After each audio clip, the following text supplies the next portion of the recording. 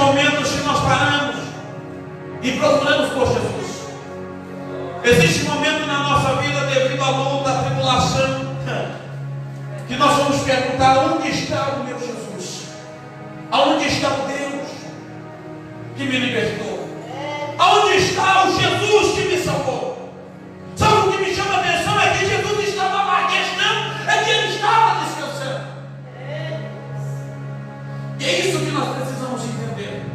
Existem momentos na nossa vida que Jesus delegou autoridade sobre a igreja para nós combatermos os empecilhos da nossa vida. Existem momentos na sua vida que Jesus delegou sobre você autoridade para repreender todo o mal, todo o vento, todo o embaraço que vem contra a sua vida.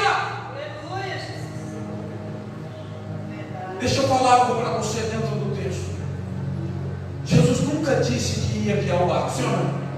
Jesus disse: entrai no barco e seguimos para o outro lado. Existem momentos na nossa vida que Jesus ele vai estar no barco, mas ele deixa bem claro que eu e você é que somos o condutor. Jesus nunca saiu do barco, mas ele deixa que eu e você conduzimos os nossos caminhos. Aleluia. Só que tem gente que aprendeu a viver na dependência. Ué, pastor, eu não posso depender de Jesus? Sim, pode. Só que Jesus delegou autoridade sobre a igreja. Jesus disse: vai chegar um tempo que eu estarei ausente de corpo, só estarei presente em espírito. Nós precisamos entender isso, é bíblico.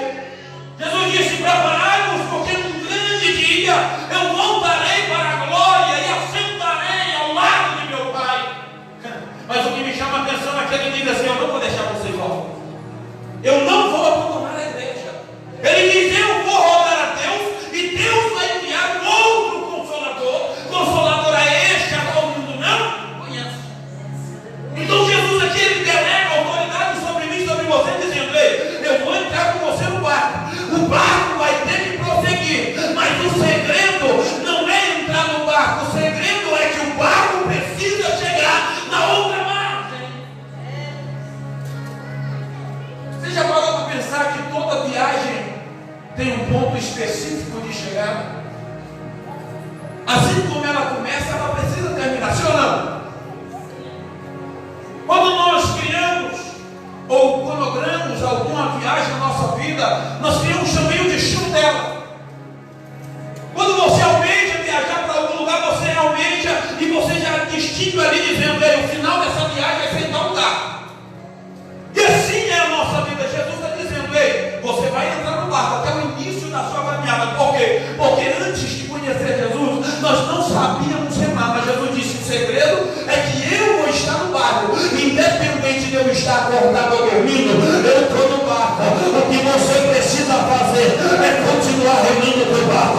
O que você precisa fazer é continuar prosperando dentro do barco. Porque quando você está no barco, Jesus estando dormindo ou acordado, o barco não vai naufragar. Aleluia. É verdade. Glória a Deus. Mas alguém entrou em desespero. Alguém está desesperado. Até porque a Bíblia diz que quem dormiu foi Jesus. Os discípulos estavam acordados. O barco estava sendo conduzido. A caminhada estava continuando. E assim a nossa vida, independente do problema, da tribulação, da aflição, independente da acusação, ela não para. Os dias continuam um após o outro. A batalha sempre vai prosseguir, gostando eu ou não. Aleluia. Quando a luta está muito grande, a gente oramos a Deus para que a noite venha logo. Não é verdade? Porque aí você pensa assim: eu vou dormir e amanhã vai ser diferente. A única diferença é que amanhã é um novo dia, mas o problema é o mesmo, a situação é a mesma e nós precisamos enfrentá-la. A questão é que nós, como cristãos, estamos fugindo do problema, da realidade que o nosso adversário está contra nós dia após dia. E aqui Jesus ele me leva a entender algo de suma importância, porque quando Jesus disse passamos ao outro lado, Jesus está dizendo aos discípulos, é uma ordem isso aqui. Jesus está dizendo, irmã divina, para mim, para você e para a igreja, Jesus está dizendo: ei, eu não estou dizendo que quando vir o vento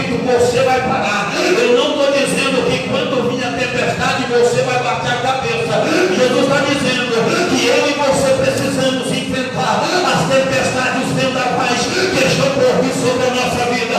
Mas Jesus também deixou bem claro, aleluia, eu quero que você chegue no outro lado. Você precisa alcançar a margem. Por quê? Porque do outro lado tem vitória, do outro lado tem presença, do outro lado tem a glória do Deus Pai. Tem muita gente querendo pular o meio. Começamos e vamos chegar no final, mas não podemos passar pelo processo do meio. E é aí que você se engana. Porque Jesus traz uma orientação, segundo este texto, magnífica. Imagina você comigo. A Bíblia diz que Jesus entra no barco no começo da história. Jesus entra no barco com seus discípulos. E ele começa agora a sua trajetória. Que a trajetória de Jesus é atravessar o lago, é ir para outra margem. Só que a Bíblia diz que quando Jesus dorme, o vento veio, a tempestade bateu e começou a assolar o barco, ao ponto de eles ficarem preocupados. Assim também é a nossa vida cristã.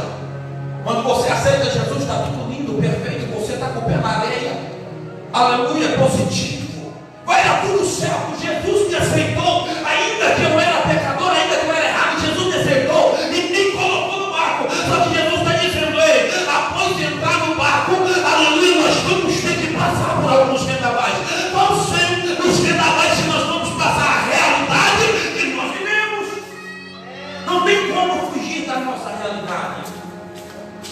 Não tem como esconder da realidade que nós estamos vivendo. A Bíblia diz que o sol nasce para todos, por pobre e por rico, o santo por ímpio e por ímpio. E nós muitas vezes não damos ênfase a isso. Só que nós precisamos entender que nós precisamos nos preparar para enfrentar essas adversidades. Eu estava pregando aqui na sexta-feira e eu falei sobre isso. Deus me deu uma revelação tremenda. Quando você vai para a guerra, ou quando alguém vai para a guerra, muitas pessoas pensam assim: eu vou para a guerra para matar o exército inimigo. Sim ou não? A intenção do soldado é matar o adversário. Mas se você olhar profundo, o soldado ele nunca se preparou para matar ninguém. Pelo contrário, ele preparou para morrer pela sua nação. E nós nunca nos preparamos para isso. A Bíblia diz, Jesus disse assim: ei, nesse mundo tereis aflição. Só que Jesus disse: eu venci.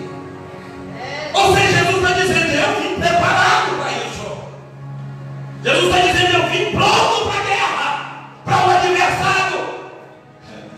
Quer que eu te prove? Satanás olha para Jesus depois de 40 dias, 40 noites, que está consagrando. Satanás olha e diz: tu é mesmo filho de Deus? Transforma essa pedra em pão e come. Aí Jesus disse: nem só de pão viverá o homem, mas de toda a palavra que sai da boca de Deus. Jesus está dizendo: eu venci. Eu vim preparar. E nós nos preparamos, sabe para que a igreja hoje está preparando? A igreja hoje ela prepara para ser abençoada. A igreja hoje ela prepara para ser próspera. Hoje a igreja prepara para receber bênção, mas não prepara para a batalha. Verdade. Jó estava todo tranquilo. A Bíblia que diz, não sou eu. Está todo tranquilo, aumentando o seu gado, aumentando o seu rebanho de ovelha, aumentando a sua jumenta, aumentando o seu serviçais. A Bíblia diz que ele estava aumentando os seus filhos, os herdeiros das suas propriedades, aumentando a sua terra, mas ele não preparou-se para as adversidades. Só que um dia a adversidade bateu na porta de Jó. Um dia Satanás bateu na porta da casa de Jó. E ele não foi questionar com seu vizinho, ele não foi reclamar com o pastor de Jó. Não, ele não foi. Sabe com quem ele foi reclamar? Com Deus. Deus agora dá testemunho de Jó. Tem visto o meu servo Jó? Homem fiel e temente a mim. Presta atenção para tu pegar a mensagem. Aí Jó agora está fazendo, obediente a servo, próximo, cuidando de tudo, orando ao Senhor. E aí Deus vai dar testemunho. Aí o diabo diz assim: é lógico, tudo que ele quer o Senhor dá. Mas Deus conhece o seu servo. Aí Deus fala para Satanás: então pode ir lá, pode tirar tudo. É um homem preparado. mas não toca na vida de Jó. E hoje nós, como cristãos, nós não conseguimos compreender a palavra de Deus. E o sentido, aqui o foco, aleluia, é vencer as nossas batalhas dia após dia. Não quer dizer que você venceu a guerra de hoje, que não vai estar pronto para uma batalha amanhã. Mas biblicamente falando, nosso adversário, ele é contínuo dia após dia, ele não para. Aleluia, glória a Deus. Hoje, meu suete, eu levantei orando, porque Deus me deu a vitória de um dia. Satanás disse ontem, ele venceu, mas hoje eu vou mais forte. Aí é por isso que nós precisamos parar e orar, e consagrar e lutar contra o nosso adversário. É muito fácil falar sobre Jesus, até porque está tudo certo. Quando o barco saiu da margem, Jesus está dentro do barco, sim ou não? Mas ninguém esperava que Jesus ia dormir.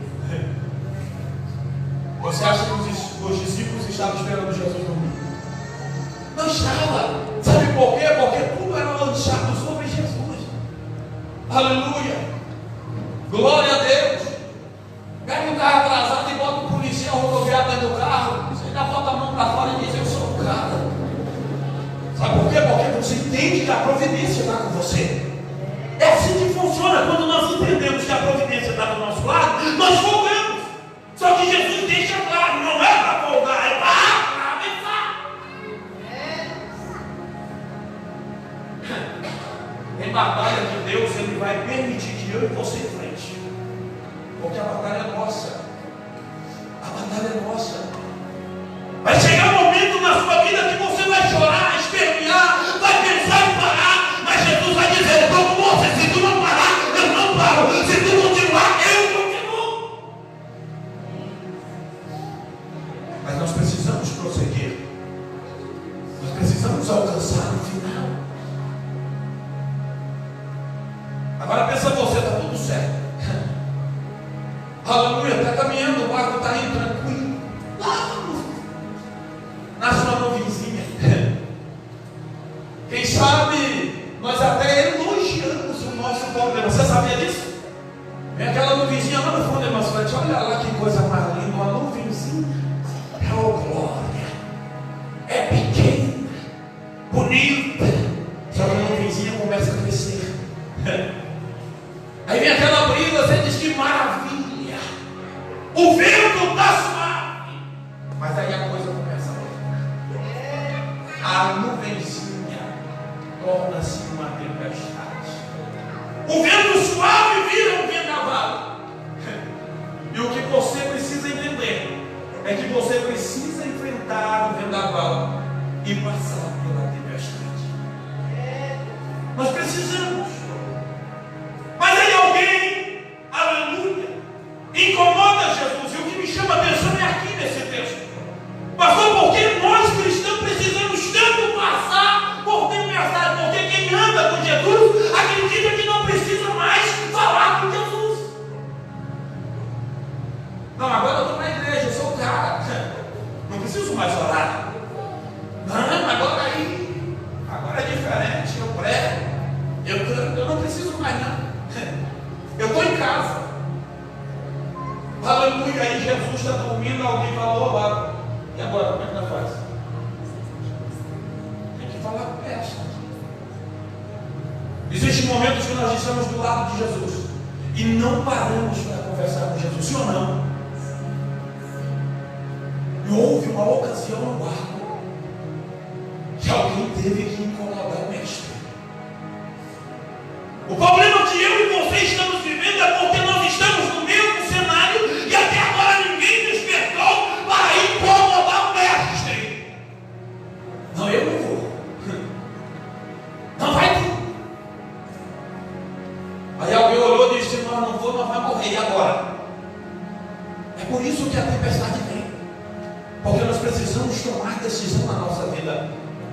Não quer dizer que Jesus está do teu lado, que você não tem que conversar com Ele. Pelo contrário, quanto mais próximo Jesus está, mais nós precisamos falar com Jesus.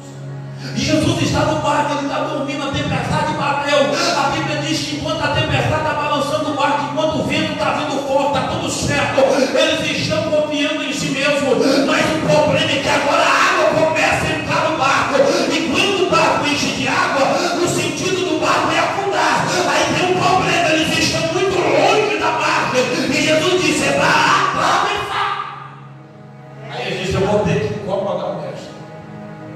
E sabe quando nós incomodamos Jesus? É quando a coisa aperta. É quando você chega no estágio final e diz assim: não tem jeito mais não. Aí sabe como é que nós vamos orar? Aí você acorda Jesus e fala: Jesus, acorda aí, Jesus, acorda. A situação é precária. Se o senhor não for, acabou para mim. O barco vai afundar. A minha história vai encerrar aqui. É por isso que Paulo diz: do que queixar, pois senão do vosso próprio pecado. Existe situação que nós estamos vivendo, é porque nós queremos. Mas Jesus disse: mesmo diante da tempestade, vocês precisam alcançar o alvo. Mesmo diante aos problemas, você precisa prosseguir. Parar não vai mudar a tua história. Parar não vai resolver o teu problema. Parar não vai mudar o cenário da sua vida. Parar nunca foi nem vai ser a solução.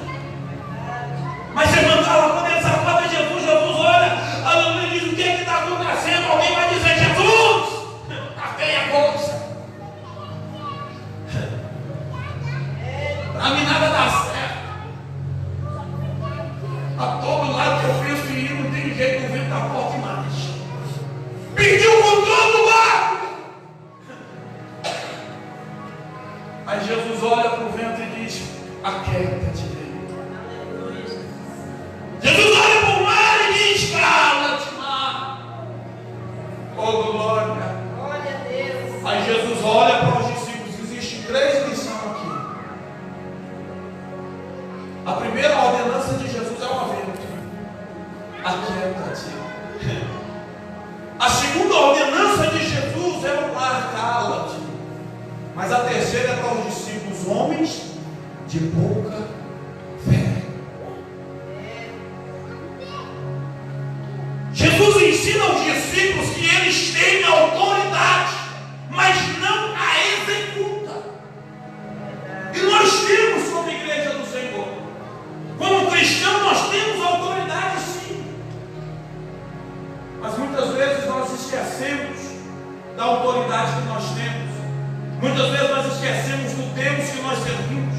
Muitas vezes nós esquecemos, aleluia, que Jesus ele está conosco no barco.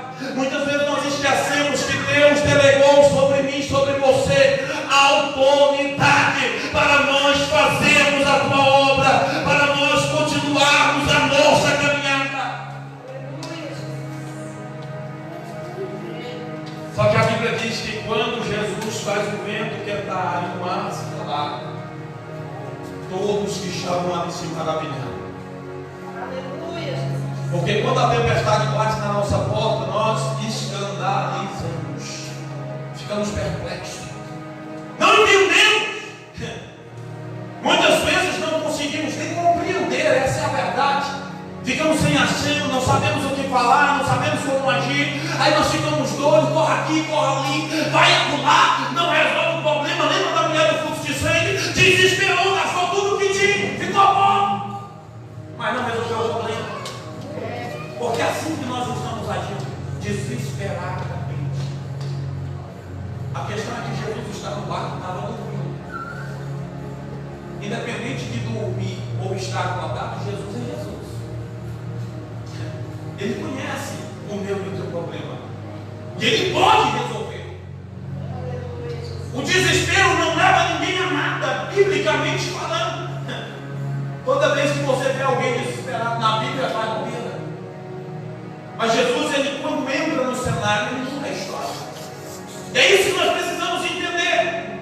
A Bíblia diz que quando eles olham e percebem que Jesus dá ordem ao vento e ao mar, e o mar e o vento lhe obedecem, eles se maravilham. Sabe por que nós nos maravilhamos? Porque existe situação na nossa vida que nós não acreditamos ter solução. E a Bíblia diz que a fé vem pelo crer. É isso que é interessante.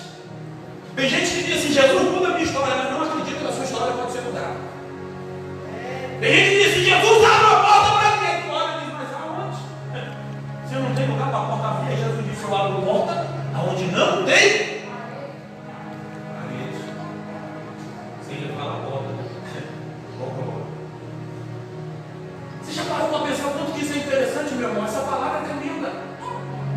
precisamos compreender esta palavra. Muitas vezes nós queremos vendaval na nossa vida, não conhecendo o Deus que nós servimos. Você precisa ser mais íntimo de Jesus. Você precisa confiar mais em Jesus. Jesus não disse aos discípulos que eles eram homens de pouca fé, porque eles não repreenderam o vento nem o mar. Não, pelo contrário. Jesus disse aos discípulos que eles eram homens de pouca fé, porque Jesus estava no barco e mesmo assim eles ficaram com medo. Aleluia. Nós precisamos compreender as adversidades da nossa vida. Você precisa compreender o Deus que você é. Aleluia. Jesus, ele disse aí, o negócio é o seguinte: você precisa chegar do outro lado. Nós precisamos chegar do outro lado. Oh, glória. Ah, pastor, o negócio apertou. A coisa está feia. Mexeu no Palácio Central, entrou no governo, está entrando, aleluia, nas prefeituras. O negócio está apertando, vai ficar feio. Jesus disse: eu estou no barco. Entenda uma coisa. Você não pode esquecer que Jesus está no teu barco. Aleluia. O despertar Jesus aqui me chama tanta atenção que a Bíblia diz: e eles despertaram Jesus. Como é que desperta Jesus? Mateus 6,6 diz o quê? Entrar no teu quarto, fechar a porta, orar em oculto, e o Senhor responderá as vossas orações. Despertar Jesus é dobrar o joelho, botar a boca no pó e clamar para Ele. Isso é despertar Jesus. E nós precisamos despertar Jesus dentro de nós. Porque a Bíblia diz que Jesus, ele não habita em templo morto, ele habita em templo vivo. E nós precisamos despertar Jesus.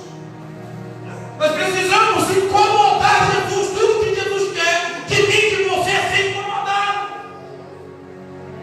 Não acostume com o seu problema. Não acostume com a sua adversidade. Sabe o que me chama a atenção? A Bíblia diz assim: ó, fugimos da aparência do mal e o mal fugirá de. É engraçado isso. Porque a Bíblia dá a resposta para mim que eu devo fugir, não aproximar. Em outras palavras, não acostume com aquilo que aflige você. Não acostume com aquilo que está destruindo você. Não tem gente que está dizendo assim: não, é normal. Tem muito tempo que eu vivo com isso. O tempo não vai determinar o tamanho da tua luta. Você precisa botar um ponto final. Aleluia! Jesus está no barco, meu irmão.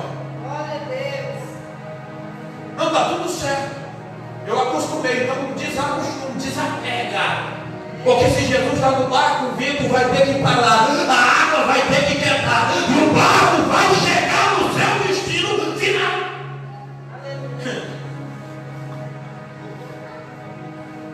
Nós precisamos voltar para Jesus. Nós precisamos interpretar. E a adversidade, ela vai bater na sua porta, independente da tua condição espiritual. Você pode orar pouco, você pode orar muito. Ela sempre vai bater na sua porta. A Bíblia diz que diante de uma sociedade pecadora, Jó era santo, porque era homem temente e fiel a Deus. E o mal bateu na porta de Jó. Então não julgue ninguém quando está passando por luta ou por adversidade, porque não é por causa de pecado. O diabo, hoje eu falei isso lá em casa, eu vou falar aqui para você. Se na tua casa está tudo quieto, muito sossegado, fica preocupado. O diabo só tenta quem está perto de Deus. Pastor, lá em casa está uma benção. Não está acontecendo nada, então começa lá. Começa a perguntar para Deus: se o senhor obedecido é, passa aqui. Porque o diabo só tenta quem está próximo de Deus. Meu irmão, a Bíblia ensina para mim e para você que após Jesus passar 40 noites jejuando, consagrando a sua vida, o diabo tentou Jesus. Aí alguém vai olhar para mim e diz assim, ó, o que é que eu fiz para merecer isso? Jesus não fez nada. A Bíblia diz que ele desceu aqui para pagar um alto preço, não porque ele devia, nós devíamos. E mesmo assim ele foi tentado. Então não procure situação